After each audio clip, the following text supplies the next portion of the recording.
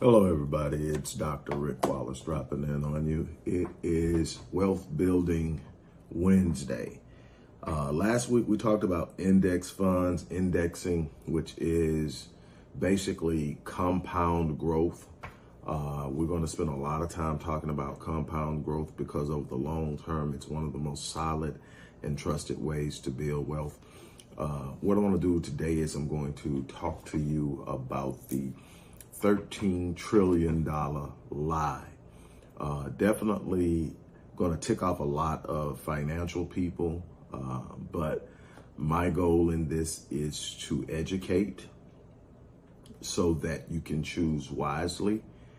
And there's a lot of information over the course of the weeks that we're going to go through, that we're going to talk about things that are not going to sit well with people who make their money in the industry because of how a lot of that money is made. My goal is to help the average person create a life for themselves that will support them well into their older years, and to provide them a lifestyle that they can live and enjoy. And it takes some planning, it takes some work. There are some things that you're going to have to be willing to do in order to get there. Before I get started today, what I want to do is I want to remind you that there are always going to be some form of resource or mechanism in the description box. I am a business owner. I am a person who earns his entire living through his work and his mental and imaginative creative works. And so there's something in there. What I want to do today is get you to focus on this. A part of wealth building is the accumulation phase. The second half is the decumulation phase. The accumulation phase is when you're saving and you're building and you're growing. The decumulation phase is when you start to live off of that. Now, if you do this right, you can continue to accumulate in what would normally be considered the accumulation phase, where you're now just solely completely trusting passive income. You can have passive income coming in at a rate that is higher than the rate that you are accumulating or spending it. But the accumulation phase is going to require you to have mechanisms that create and make money. You're going to have to find a way to generate revenue. You've heard me say this a bunch of times. If you follow any of my work, for any stretch of time, you've seen a video or a post or an article or something where I'm saying if you don't have at least two streams of income that you control, you're in a very precarious situation. What do I mean by that? When I say two streams of income that you control, that means you can't be fired from it. That means you can't be laid off from it.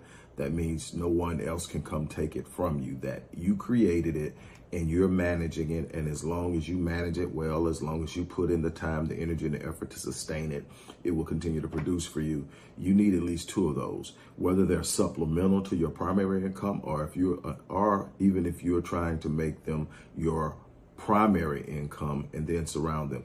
The more diversified you are in streams of income, the more stabilized you're going to be in the long term. In the description box, you're going to find two links. One link is for a course that I created called 7-Day Business Launch. It's one of the easiest ways to get into business. And I say easy because it's step by step. It is methodical. It does take time, energy, and effort to read the instructions, follow everything, but you can create an online presence and you can create a business within 7 days to where you can start earning income. Again, this is not a get rich quick scheme. You're not going to go out there and throw something up and look up next week and you're going to have 6-7 figures in the bank account. Not saying it can't happen. Anybody can sit up and have lightning strike. I've seen it happen. I've seen people throw something up and just put the right thing out at the right time. It happens. But the average and the most common way that it's going to happen is that you're going to build it step by step. What you put into it is what you're going to get out of it. And the first link is going to be that course where it shows you how to do it. Unbelievable value in that course. I have taught the course live. I have designed the course for it to be a self-paced course. And I will provide support to anyone who decides to take that route. The other route is we have a done for you service where we create the entire entity, set it up for you, create all the mechanisms, hook it up to your bank accounts, We do all that for you. And we will stay with your company and manage it, meaning creating lead generation, creating sales funnels, doing everything that's necessary to generate revenue. We'll do that until you break even or hit profitability.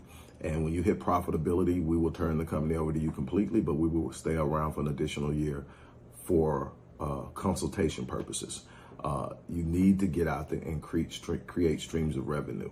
Now, I want to talk to you about the $13 trillion lie.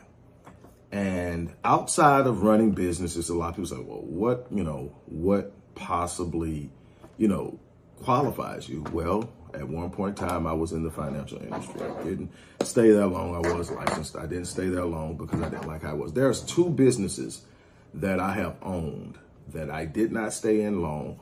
Very lucrative businesses, but very trashy in the way that it handles its clients. One was the financial industry, and we're talking about that today. The other was credit card processing.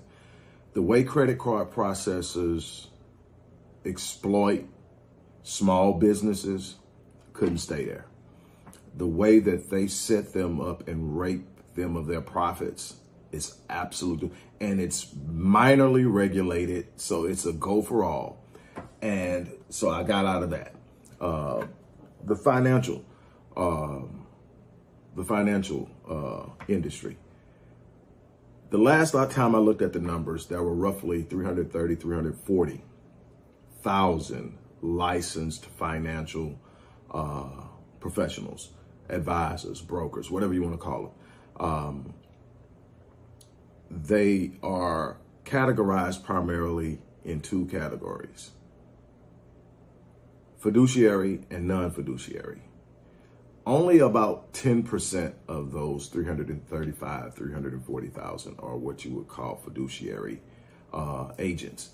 A fiduciary representative in the financial market is held to a higher standard of how they offer products and opportunities to their clients. The non-fiduciary standard is you just have to have a reasonable expectation that the product will do well. The fiduciary standard, and I'm really simplifying the definition, the fiduciary standard says that I literally have to go out and find the best products. I have to ensure, my number one responsibility is ensuring the best services products for my client. Now, here's why the non-fiduciary agent or representative has a problem. Even if you desire to do well, most agents are going to be with a broker until you are able to become a broker and set your own rules and set up and get enough clients to run a firm on your own. You're going to work with a broker. Well, here's the thing. There are financial products that go across a spectrum of things. It's more than just the stock market. It's packages. It's investment diversity presentations. It's all these different products. And every firm has a certain amount of products for suppliers. Say JP Morgan has something, and then another financial institution has a package. Well, all these packages are being pushed on these brokers, and they are paid commissions for them. And so what you have with your non-fiduciary representatives are the fact that they get paid on a commission. They get paid based off of, and not all, there are some that have worked real hard to structure their payment system based off of how well their clients do. And you can do your research and you can find them. They're out there. I'm not telling you don't get somebody. I'm telling you that you need to be aware of what's out there. I'm telling you, if you don't know it and understand it, you do need somebody that can talk you through it. But you should be educating yourself consistently on the market, on finance, on the difference between currency and money. Big thing. We're going to talk about that too. The difference between currency and money is so huge. And a lot of times we get caught up. One of the things that sort of gets me strung up a lot is I'm not big on currency. So I don't have a whole lot of cash. The reason being is the value of the dollar is crap and it's highly vulnerable. And people who are sitting on it could be really ripped hard if that dollar crashes. Everybody's worried about the stock market. Let me tell you. The stock market will hit a low and it'll recover. It recovered from the Great Depression. It will recover. Now how it looks after it recovers and what's going on. But what you can guess is the stock market is built around all these different companies producing their financials and getting people to invest in them. That's what public trading is all about. Okay, so you get investing. What happens is a lot of times a stock will get hot and the value will become inflated based off of demand. And what happens is eventually you get enough stocks simultaneously presenting at a higher value than they're actually worth, and the market eventually recognizes it and corrects itself, and it goes down. It goes from what's called a bull market when something's being pushed up to a bear market when something's being pushed down. And in extreme situations where the inflation of prices have actually created this huge bubble, when the bubble pops, there's nothing underneath it, and so then you get what's called a crisis or a crash. And that can happen. We had a pretty bad situation, recession-worthy one back in the early 2006, 2007, 2008. We saw what happened then.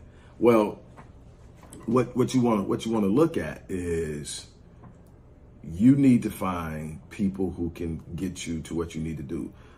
So you got the fiduciary, which is held to a higher standard.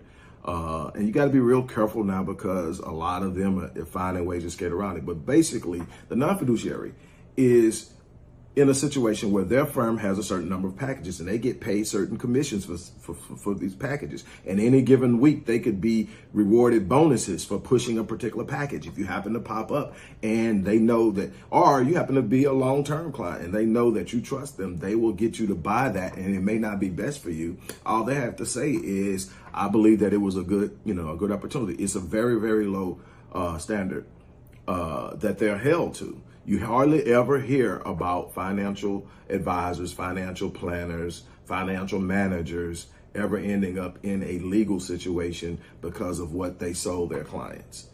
They get into trouble for running Ponzi schemes and a bunch of other stuff, or insider trading and a bunch of other stuff that can happen. They get in trouble for that, but hardly do you ever see them get in trouble because the standard is so low. So it's up to the person to determine what it is that they are going to demand of the person that's going to be handling their financial portfolio. And that's extremely important. So there we go. All right. Now, so what is the $13 trillion year? $13 trillion lie. The $13 trillion lie is something. Anytime you hear about somebody investing and they're starting to talk about investing and they're excited about it, and one of the most common things you hear is, well, what are you going to invest in? Mutual funds. And they don't understand the dynamic. First of all, mutual funds can be broken down in a lot of different ways, but the two primary ways that mutual funds are broken down is actively managed mutual funds and passively managed mutual funds. Well, the idea is in actively managing mutual funds is you have a bunch of fund managers trying to outpick and pick better than other fund managers. And here's what no one will tell you. The reason it's called the $13 trillion lie is because roughly 13 trillion plus is held in mutual funds. So it's this big fund and everybody's in it and nobody's winning consistently. Here's why.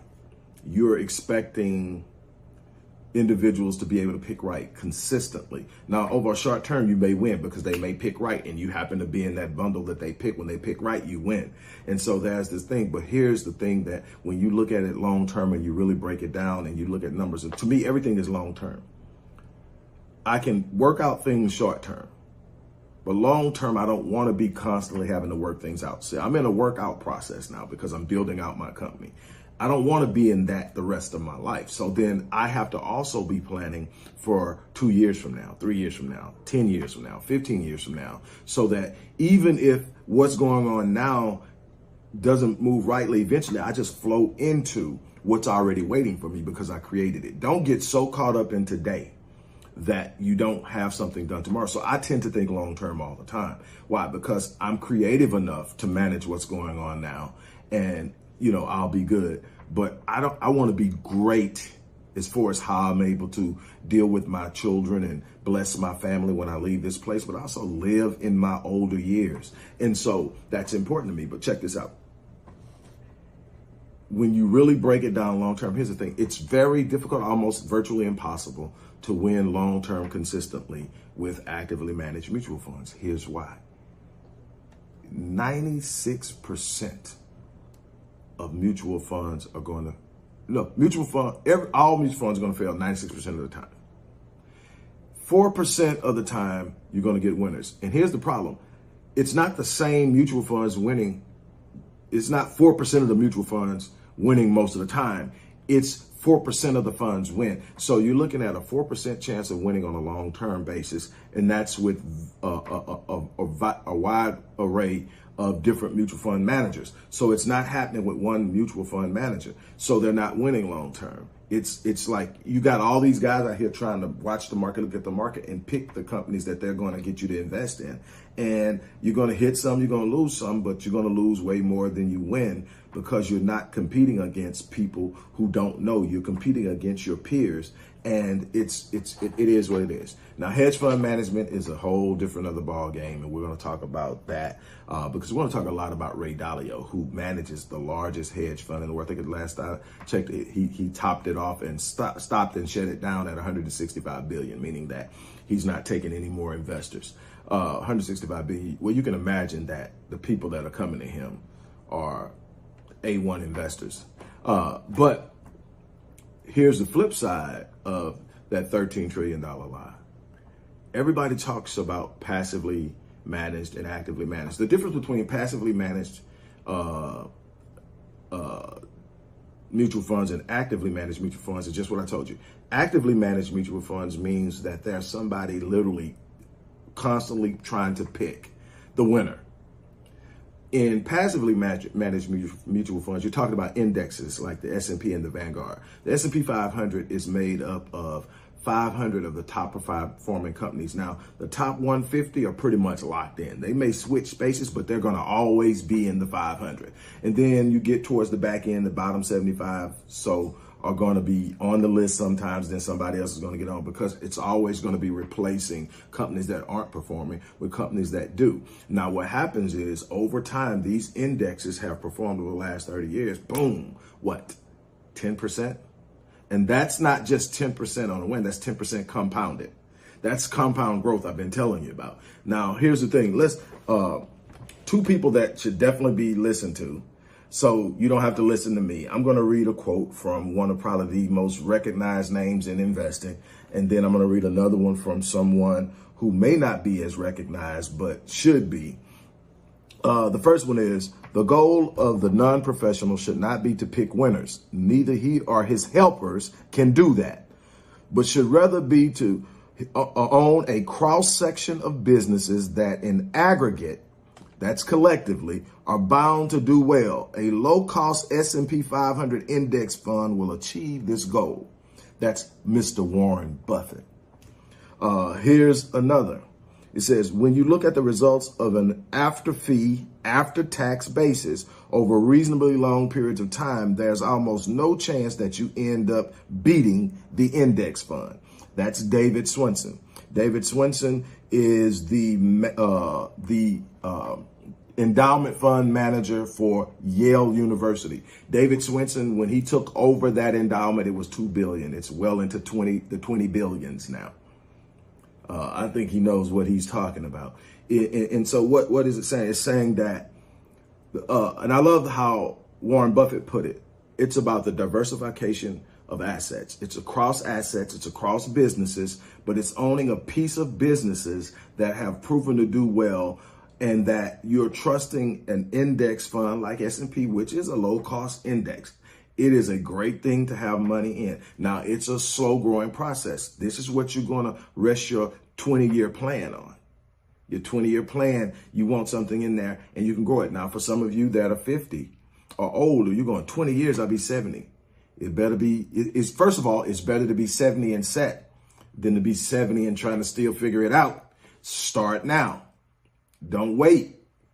Also, there's a way to be a little bit more aggressive in your investment. You just shift your portfolio to put more off into the fund, because remember, this is compounded. So it's compounding the balance. So the balance is compounded annually. So you're looking at 10% annually. So if you put more in each month, then you will get more on the back end in a certain period. So you can basically go to any website where it has a compound calculator. There are hundreds of thousands of them on the internet.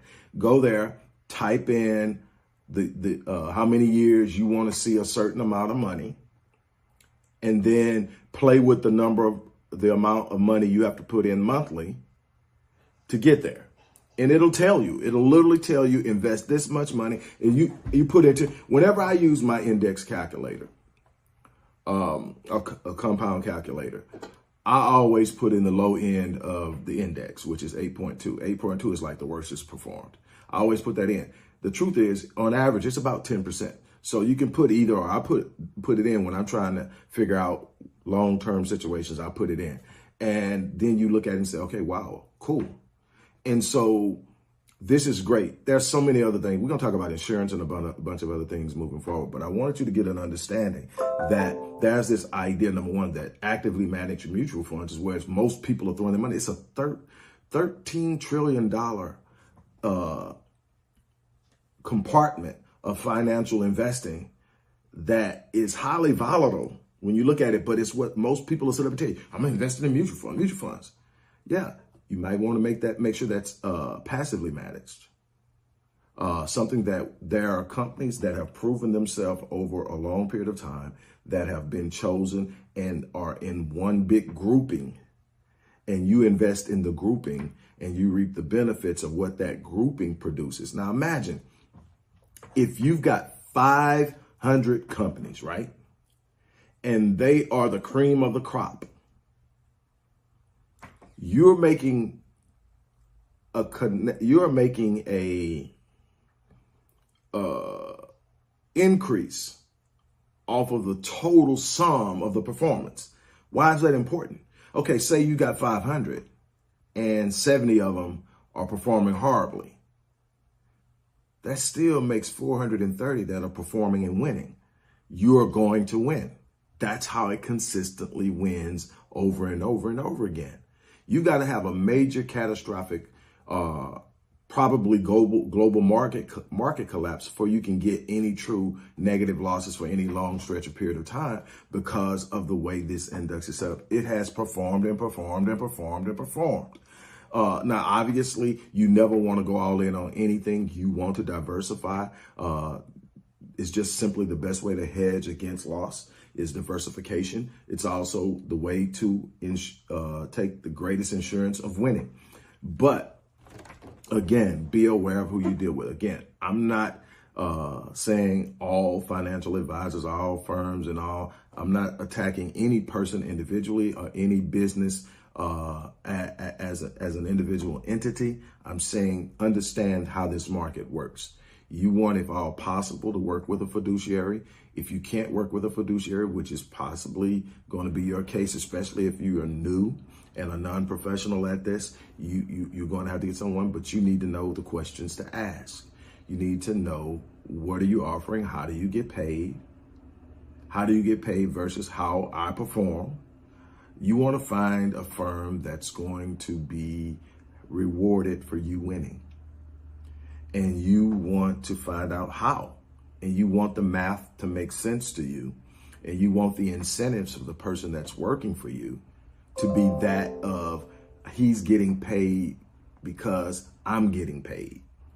And those are the things you work out for. But definitely stay away from things where there's a great deal of volatility. Again, you're going to learn these things by reading, by researching, by understanding terminology. The terminology can be extremely intimidating, and that's how things happen in the technical world. We like to get in our little things and talk in terms that nobody else understands, makes us feel smart, makes us feel powerful. And it's an easy form of manipulation because I can say things to you and I can use terms you don't understand to explain it, and I don't have to even make sense. I can just sit up and say it, and you don't understand it, so you don't. And then the more technical, there are people who will literally respond to high levels of technical vernacular as a means of validating expertise. So the more technical I talk, the more you believe I know stuff that you don't, and the more you're going to trust me to do the stuff you don't know how to do. Doctors are definitely good at this. But there is a responsibility to be aware. You are responsible for your wealth. You're responsible for your financial health overall. And so you need to do reading. You need to pick up books. You need to learn. You need to watch a bunch of videos like this from a bunch of different people. No one knows everything. No one has a totally expansive. Now, you got some guys who've been killers in the game that you definitely want to research and understand why they did it. Here's the one thing that I'm going to leave you with is this. Stop believing that if a billionaire says it, that it doesn't apply to you. The principle is the principle. They just have more resources to exploit the principles and the universal rules and all the things that lead to wealth.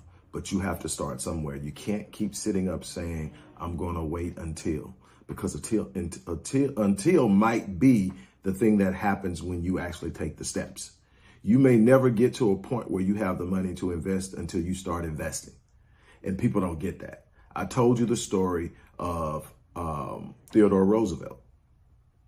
Is it Theodore Roosevelt or, God, what is it? Theodore Johnson.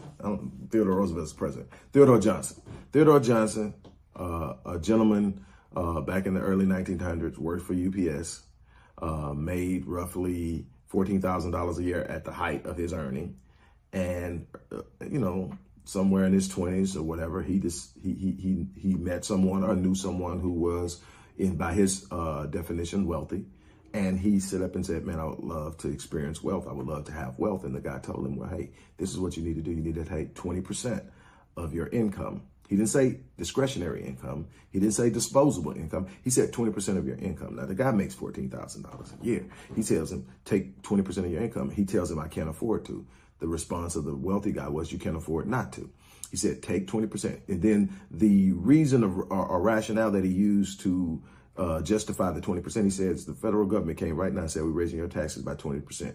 You would whine, you would complain, you would throw a hissy fit. But at the end of the day, you would sit up and you would pay the government 20%, which you won't tax yourself to ensure your wealth. He says, you've got to be willing to tax yourself. You got to be willing to sacrifice something now for something later. That's period. No matter what, people, that's period. But anyway, he does it. He never leaves. And I've seen this before. And people think, well, when I get rich, as soon as I get, I'm calling and telling them, kiss my, and there's so much of that. And I get it, especially for people on jobs they absolutely hate. I get that. But Theodore stayed at UPS. He's not the only one. There's a guy by the name of Mr. James Crowley did the same thing. Gentleman was a parking lot attendant, made $12 an hour his entire life, retired with a portfolio of over 500,000, which doesn't sound like much, but you make $12 an hour and you got a portfolio of 500,000. You've paid off your house, you've paid for your children's education, and you're good. So he's definitely he did that $12 an hour. But here's the thing: he told Theodore, "Hey, look, you're gonna do it." So Theodore did it reluctantly initially. But then he started to realize what was happening. After a few years, he saw what was going on. He retired from UPS worth $72 million. He continued to invest. He lived into his 90s. He passed away some time ago, but he lived into his 90s, and he gave half of that away when he turned 90. Whatever the final number was, he gave half of it away. Look, there's no get-rich-quick scheme. There's a way to get rich quick, but normally things that come quick, go quick. That actively trading stuff, day trading and all that's fun, until you lose. I tell people, man, set the course steady. That's why it's so important to teach people to get started early. You can get started when you're 20 and be set by 40, but if you wait until you're 40, you got to be in the 60s. But imagine if you start at 40, how much more money you're going to have to put in to catch up with the person that started at 20. And it's a way to do it, but it's a whole lot more money. The earlier you start, the less you got to put in. It's compounded. It's a powerful mechanism that we don't use. Matter of fact, most people, the average person, is working the opposite direction. They have compounded debt. Their house is compounded debt. Their car loans are compounded debt. That's stuff that actually, the longer you take to pay it off, the more interest you pay on it. You're compounding how much you're paying for the vehicle. You're compounding how much you're paying for the home. Any loans, most of them are going to be a compounded interest.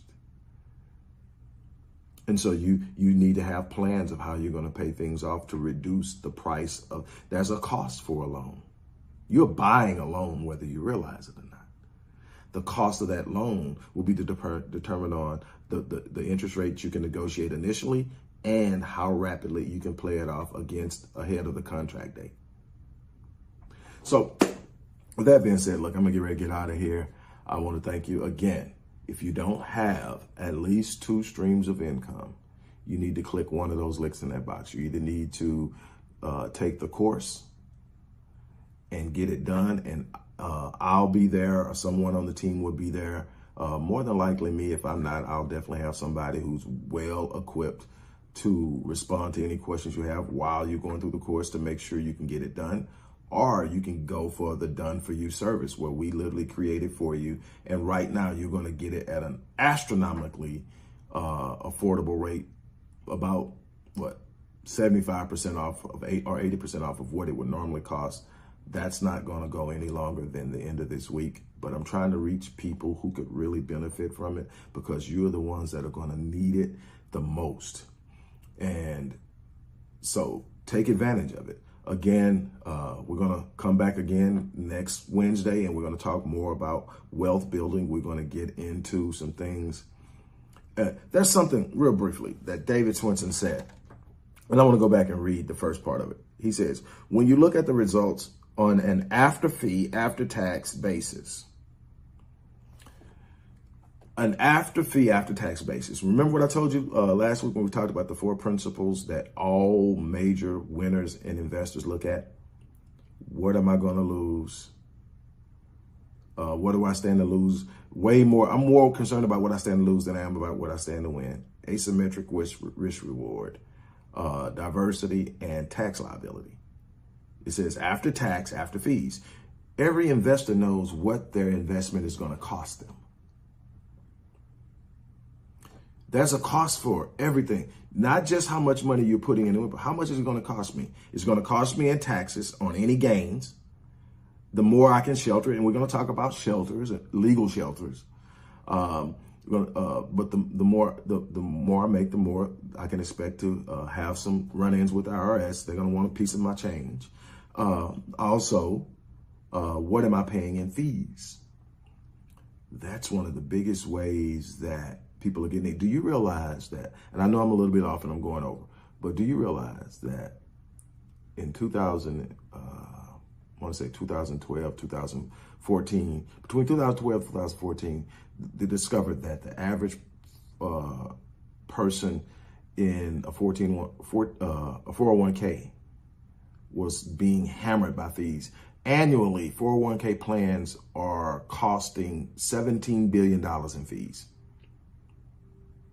And most people aren't even aware of it because there's not a fiduciary setup to explain fees in a way that's understandable and that people can look at it and make reasonable decisions. They're getting ate up by these financial companies in fees. $17 billion in fees. That's a whole industry. 401k fees is an industry. That's why you've got to be aware of what's going on. That's why you've got to take advantage of opportunities when they present themselves. Again, I'm going to get out of here. Those of you who want to create those streams of income, the links are in the box. On that note, I am out of here.